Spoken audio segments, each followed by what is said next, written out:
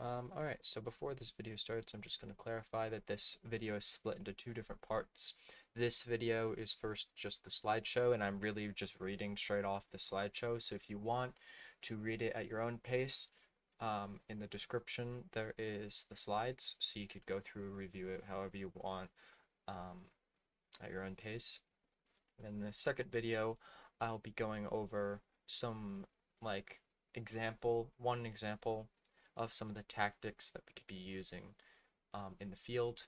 Primarily squad leader stuff, because this slideshow is primarily for squad leader things, but it's good information for the team leaders to know.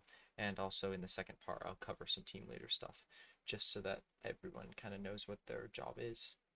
Anyway, transition to the video. This is version 1, so it's probably going to be subject to change. Yeah, we'll see. So here's an overview. The intel officer of the squad plus HQ team is the highest ranking element in a mission. The intel officer's job is to organize AI with players and primarily coordinate Zeus operations. This is reserved for hosts only in serious operations. A squad in the real world can be anywhere between 10 to 30 people. In our operations, due to the limited numbers, the squad will function as two smaller fire teams, 4 to 6 people. As the intel officer, you'll make a briefing either before the mission starts or at a staging area, depending on the mission's intent. Once your squad leader is ready, it is your job to adapt the battle and maintain cohesiveness between AI forces and the players. The intel officer is not alone in this responsibility. The HQ section typically in the real world is 3 to 6 members, but for our purposes it'll be 2 to 3 members, which contains personnel that are mission dependent. Roles: intel officer, or IO, responsible for providing mission briefing, coordinating players and AI, Zeusing, and providing any mission special needs.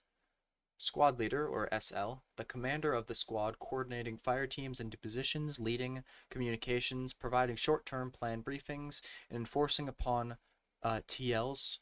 SLs, also in the event without an RO, will perform those tasks as well.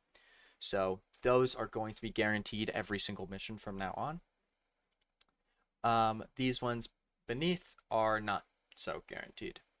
So the radio operator, or RO, or sometimes called the RTO. Radio operators often used when a supporting element requires more active communication and would clog up normal squad communications if on the same net as the SL.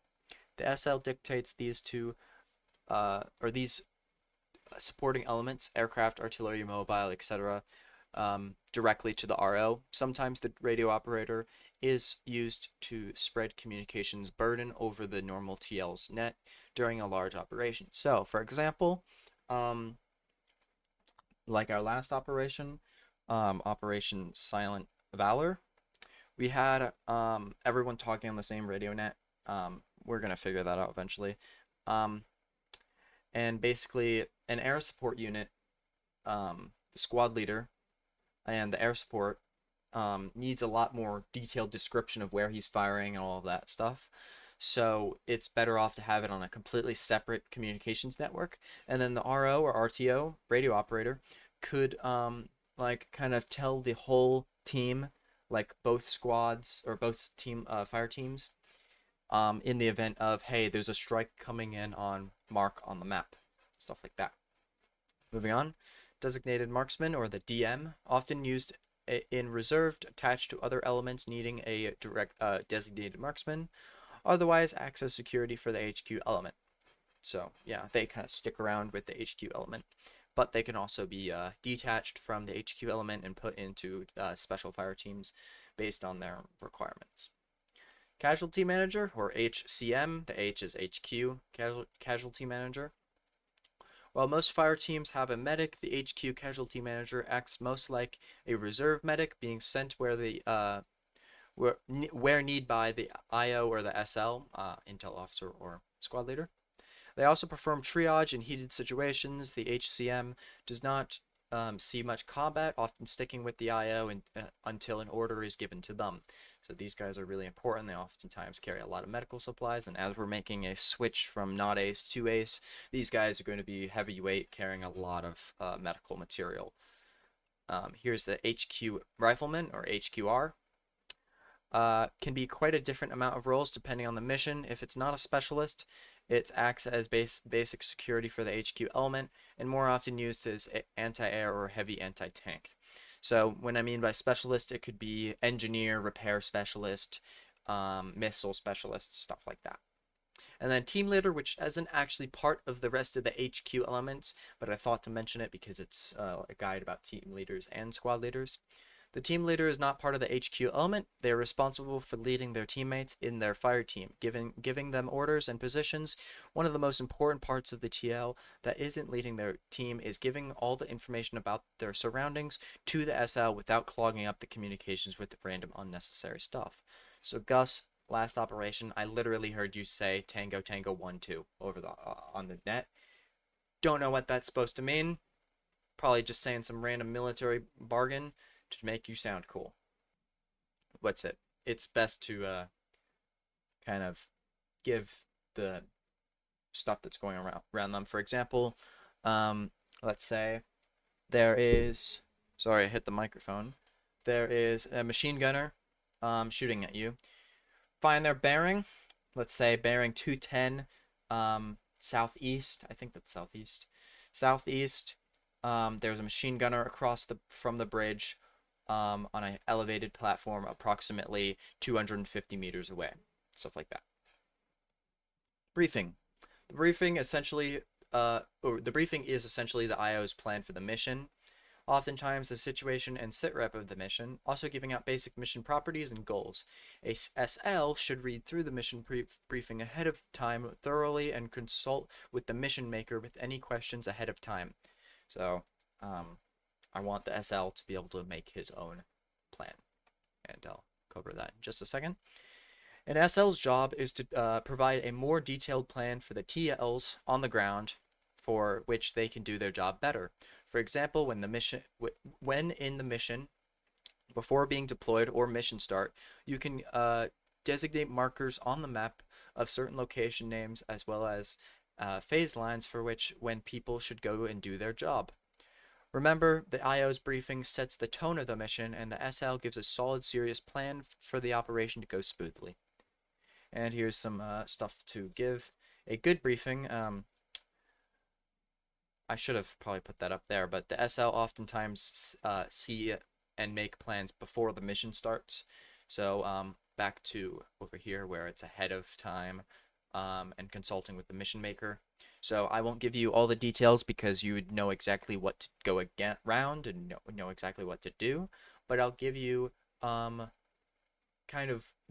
give you the briefing ahead of time. I'll give you the situation of the operation so that you can kind of go and explore the map yourself and create a plan ahead of time so that you're ready to give it to the TLs during the operation.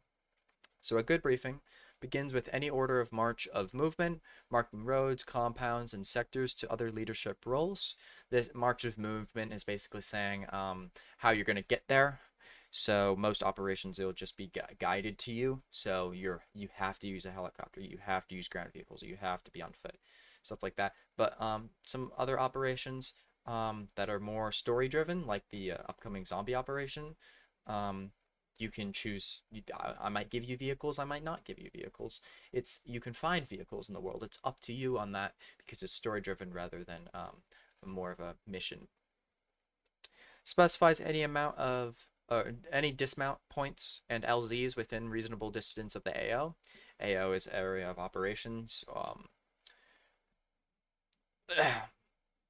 So yeah, so they basically say, hey, dismount here. You could also use phase lines for that. Dismount here, land here.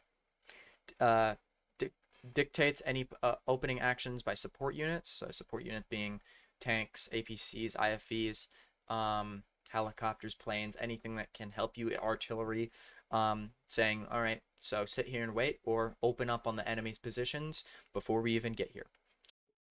All right, so this section here, I say reiterates the ComSig of the mission, and then I continue on to the next one. But I probably should have realized this, but no one really knows what ComSig probably means. Let me just help you guys out. ComSig is ComSig is command and signal. The command is identifies the chain of command and their location before, during, and after the operation. Since the command in this situation is the HQ element, you should tell them where you should tell the players where the HQ element will be at, and basically where you, the squad leader, will be sitting, or where the IO will be stationed at. And then the signal is giving like the signal of instructions for the operation. So frequencies, call signs, pyrotechnics, trying to think some other emergency signals, radio procedures, certain passwords, stuff like that.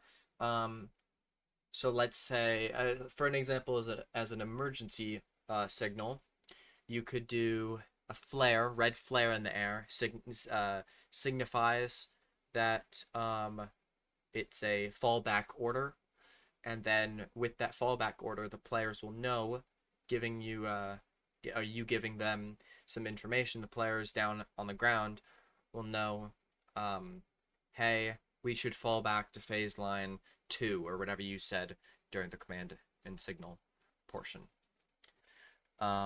Take questions from subordinates, prioritize TLs. So let's say Liam is being the squad leader and Gus and someone else is being team leaders. Liam should prioritize questions and suggestions from them, while the rest of everyone else that isn't a part of the HQ element, everyone else, like the random rifleman, the random medic, you can, I wouldn't say ignore them, but prioritize the TL's questions and answers and stuff.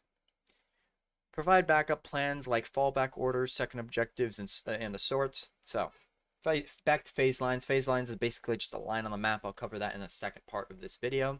This is just the slideshow if I didn't mention that before.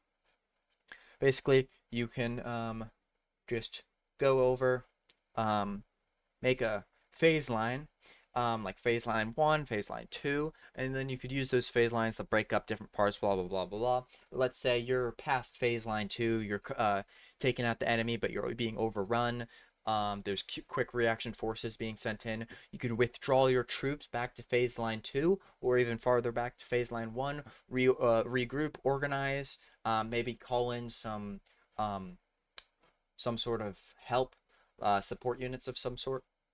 Anyway, a bad briefing specifies the littlest of details to each fire team, eating up time. So the squad leader will tell a team to go here, do something there, go there, do something there, and then so like go here, clear out a building. Then the team leader will organize his guys on how to clear that building and all of that, kind of like the CQB stuff that we did a while ago. Does not specify fire and maneuver elements. Fire and maneuver elements are like, hey, go here, fire, maneuver around this building, or flank around the back. Has ignored elements without opening orders. So that's like ignoring an entire team that is existent. So you have 4 guys over here, they're clearing a building. There's another 4 guys literally waiting and doing nothing because you never specified their job. They're just sitting there doing nothing. Do not take questions from the TLs. So it's this one not needed, but it's good to have questions and suggestions from the TLs to get their point of view and how they think of it. Later is self-doubting plan, even when it's called for. So you've created a plan, you've called for it, you're ready to go, but you're self-doubting of your own plan. Not great. Is keeping it serious as it should be. So you plan out something that is not serious at all, just throw them into the enemy, that's not going to go real well.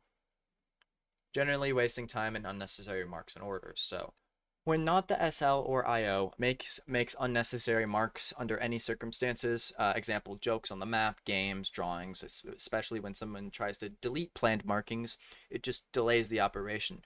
If you find those players, it's your free intent to discipline them. Just get confirmation from the IO.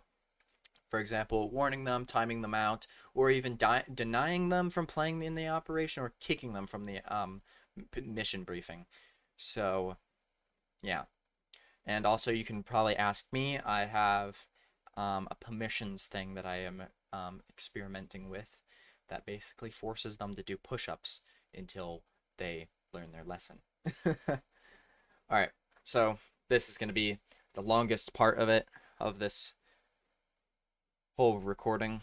Tactics. There's so many tactics. I'm going to go over some of the brief ones and give a kind of detailed description of each one. While ultimately the goal of the mission is more so to have fun, 99% of the time, this entails creating a plan with the objective of completing the mission. You don't need to spend an extra hour having a unit run to the other side of the map or area of operations unless mission dependent. So if you have vehicles to your ability, might want to use them if it's far away. But at the same time, you don't want to send your guys at the objective like a human wave. It is important to know how to handle certain scenarios and think back to missions where it worked/didn't work. Attacking tactics. Much like fire team tactics, squad tactics on the attack are all about fire and maneuver. One element attacks and the objective by getting in for close kill blows, while another covers, distracts enemies distracts enemies, defending the objective. A universal thing you want to avoid when attacking is having elements be too far away to support each other in the attempt to make many flanking maneuvers. Ultimately, a flanking attack by the maneuvering force is desirable, but all forces in an assault should be close enough to support each other. What will typically happen if this does not occur is one element will get decimated by the defenders who are only being molested from one angle. You also do not want your elements to be too close to each other. For example, what could happen is if teams are too close to each other, it may cause confusion between elements. Friendly fire, as well as some targets like vehicles, artillery, and/or aircraft, could kill the whole squad, ending the mission basically. There are some doctrines and some good choices for an attack in certain scenarios. Here are some. Standard assault. A standard assault makes the assumption that you know where the enemies are and your squad will make first contact. One fire team with the addition of HQ or any machine gun teams should be positioned in a location where they can suppress an angle of the objective from relatively covered positions, or like high ground or something. The other fire team must attack from an angle of the base, from the angle the base of fire team is covering. The base of fire team suppresses the enemy with machine guns, vehicles, if available. I'm reading this wrong, but basically the base of fire team is the HQ element, or the machine gun team that's on an elevated position, kind of helping them. Oftentimes, the base of fire team will have the HQ element attached to them as they do not see much contact. Once attacking fire teams are close enough, they can begin eliminating enemies at closer ranges. An improvised assault is handled the same way as a standard assault, but as the name implies, it is not planned. Your squad is getting set up and contact was made. Typically, the unit that was fired upon should return fire as soon as possible, or as soon as they're in a safe position to do so, primarily that. Units not in contact should then maneuver to assault the enemy positions while they are distracted. It is important to note that this is not treated like an ambush. This is the reaction of negligence. Words, brain, I can't say that one for some reason. Of intel, where your squad does not notice a defensive position. I'm losing my voice. Yeah, so that one's improvised. Same thing as standard assault, but you do it not. You have to make a plan or do the plan really quickly. Blitzkrieg assault. otherwise known as a combined arms. Blitzkrieg assaults are used in open terrain where your squad has ample armor units, tanks, IFVs, and APCs break through or bypass enemy defenses and hit them from the flank or the rear. While enemy forces shift to deal with the vehicles, the infantry begin an assault. Many vehicles come with smoke that is deployable via the countermeasures key and should be used to either cover the vehicles um, as they maneuver, or to be popped to cover infantry behind the vehicles. This kind of assault can be risky, though, as vehicles can easily exit the range of the infantry, exit the range that the infantry could support them, and can be neutralized by enemy anti-tank units or other vehicles. Something I also forgot to mention is, let's say two fire teams are hiding behind a tank. Heavy anti-tank guy pulls up, blows up the whole tank. The rest of the crew is knocked out. So yeah, be careful with that one. Sustained firefight. A sustained firefight is used when your squad has the advantage in range and is able to engage enemy positions without much threat from returning fire. Units don't have the close the distance. Eh, eh, Units don't have to close the distance and assault. Typically, vehicles and machine guns continue to engage enemy positions and keep doing so until a significant amount of the enemies are neutralized. Ultimately, units will have to move in and clear out remaining enemies. But this kind of offensive is this offensive fight is desirable as it usually leaves minimal casualties for your squad. Defensive tactics. Defending is arguably much easier than attack in terms of strategy. This task becomes easier if defending from an urban or fortified position. The drawback to defending is that the attacking force will probably have superior numbers and assets, or else they wouldn't be attacking. Die in place defense. As the name might suggest, you simply arrange your squads where you think they can perform the best defensively and have them attempt to hold it until they're combat ineffective or the enemy breaks through. When either of those things happen, the element should fall back perhaps to a predefined ammo position or Alamo position. You may find this unrealistic, but this is an actual defensive play put in place since World War II. While not seen or put in place as much today, it still exists, and oftentimes it is used as a last ditch effort. Elastic defense, also known as delaying defense or defense in depth. The point of the elastic defense is to grind down attackers throughout attrition via short-term engagements by your squad. Have your units engage and then fall back before the attackers can begin reacting effectively. It is not necessary in ambushing it's not necessarily ambushing as it is typically done on a force, expecting contact that has a general idea of where you're at. Elastic defenses are useful when defending from enemy armor. Enemy armor approaches unmolested. Your units engage with the point of quickly taking out the armor and then quickly falling back. If the enemy armor is then defeated, it is easy to isolate the supporting infantry and eliminate them. So yeah, just go out into the forest, blow up anything or deal with anything, and pull back before they get organized to shoot back at you. Counterattack. A counterattack is a attacking force that is initially attacking you. Counterattacks should not be used until you have bogged down the attacking force. When the attackers are grounded to a halt, they can easily be flanked and eliminated. I forgot to pull this one, but this is Moti. A Moti is a specific kind of counterattack that doesn't require an enemy attack to be bogged down to be effective, as it is extremely specific tactic that can be rarely used. Motis are used to simulate superior numbers against attacking forces that are spread out too far, where they cannot support each other.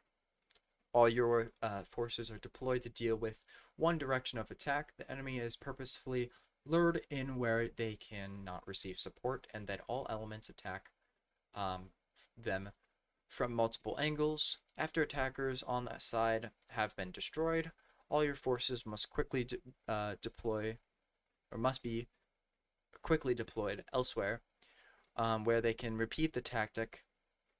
The drawback to this is obvious, as it leaves little to no resistance in the way of some of the attacks. As a result, your platoon or squad can be flanked and enemies can seize defensive positions and dig in. Because of the risk in the counter of attack, it can only be performed if the IO gives you confirmation you are allowed to perform it. So that one, very specific, very risky. This has only been like probably done a couple times in real life, and it's had major, um, what's it called? Casualties. So be careful with this one. Um, Support. A squad is large and sometimes can require support. Support can come from the active support squad, such as mortars, aircraft, etc., or terms of supplies. Logistics in a squad is the job of the SL to ensure that the TLs have enough supplies for their fire teams. You may get logistics in a mission, often in the form of trucks with ammo/medical supplies or sling-loaded boxes. Logistics may also have the capability to repair, refuel, rearm vehicles on top of providing supplies. It is very important to keep these logistic vehicles out of harm's way, avoid resupplying and repairing units if they are in combat. Those are just some of the things to mention. Since this is not really a in-person thing, you guys can just ask questions in the comments or in my DMs. I will come out with a part 2 later whenever I'm ready. My voice is gone from doing this. Talk to you later.